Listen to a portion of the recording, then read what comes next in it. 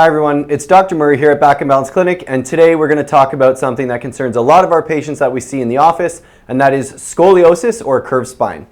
There's a lot of fear and misunderstanding about this condition, so today we're going to try and set the record straight and tell you all about it. Idiopathic scoliosis, or scoliosis without a known cause, is present in 1 to 2% of school-aged children, and that number rises to 8% of adults. So it's actually much more common than most people think. Scoliosis itself is generally broken down into three categories. Mild scoliosis, which includes curves ranging from 10 to 25 degrees, moderate scoliosis, which includes curves from 26 to 40 degrees, and severe scoliosis, which is spine angles greater than 50 degrees. For mild scoliosis curves, the risk of curve progression is only 10 to 20%, with the risk of progression increases as the severity of the curve increases, with the likelihood of progression above 70% for more moderate to severe curves. Additionally, the older that you are when your scoliosis develops, the less likely there is going to be significant progression of the curve as you continue to develop. If you are diagnosed with scoliosis, many patients want to know about the long-term problems that may come from having a curved spine.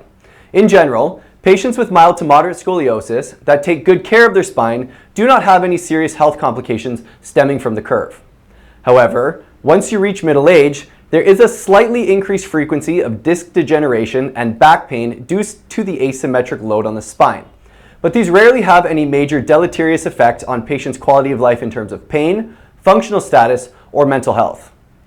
More severe lumbar curves are at risk of developing spinal stenosis and radiculopathy, so curve progression should be monitored annually.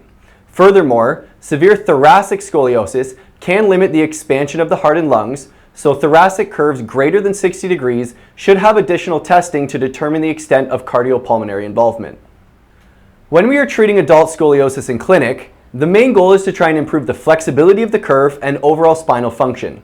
In individuals with mild scoliosis, there is some evidence that conservative care only can decrease the severity of the curve, but this is only in a minority of patients, thus is usually not the main goal of treatment.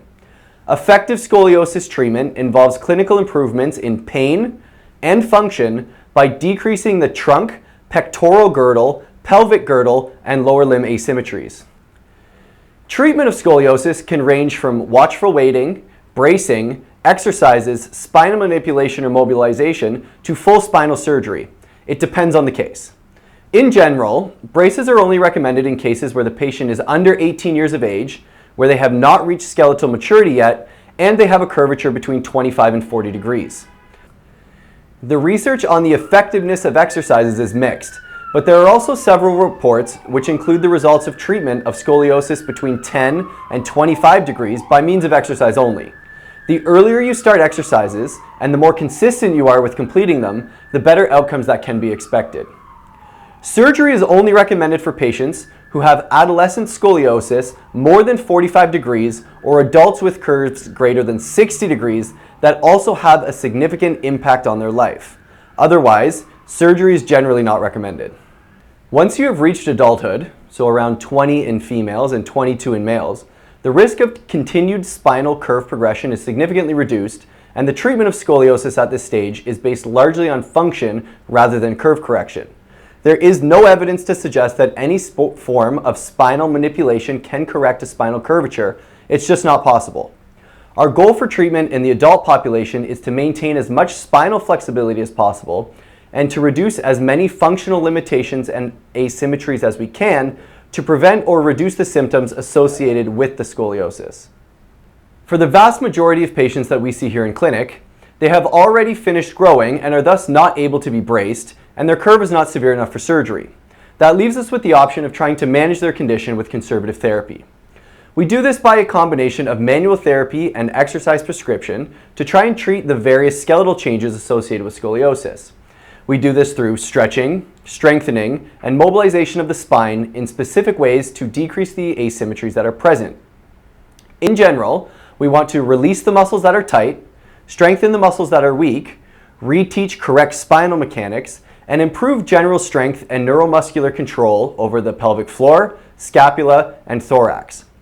Some of the techniques that your chiropractor may choose to use with you include spinal manipulation, contract-relax therapy, passive and active myofascial release, trigger point therapy, joint mobilization, neuromobilization, and rehabilitation exercises.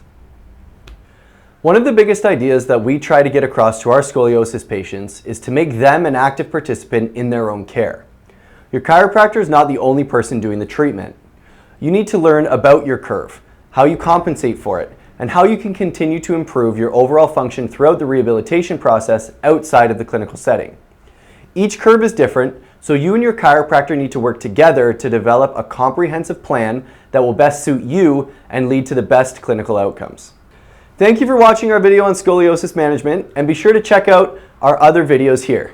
As always, if you have any questions or concerns, feel free to leave a comment below on the video or reach out to the clinic directly. We'd be glad to hear from you.